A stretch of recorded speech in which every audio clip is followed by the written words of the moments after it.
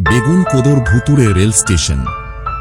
প্রথম রাত তখন প্রায় 1-2টা।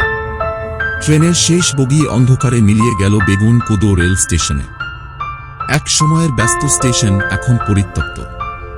জনমানব শূন্য প্ল্যাটফর্ম, ভাঙা ল্যাম্পপোস্ট আর বাতাসে ফিসিস করে ভেসে আসা অদ্ভুত এক শব্দ।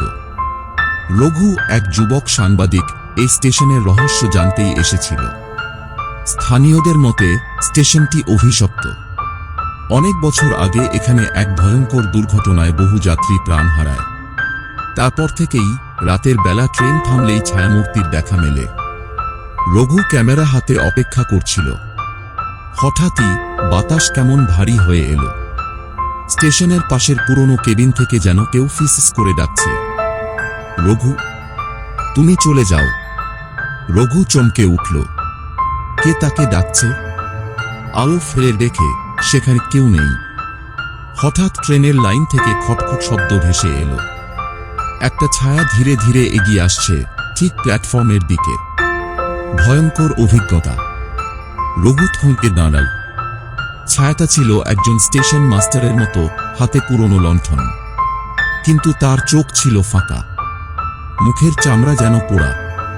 সে রঘুর দিকে তাকিয়ে ধীরে ধীরে বলল, আমাদের কষ্টের শেষ হবে না, ট্রেন আবার আসছে।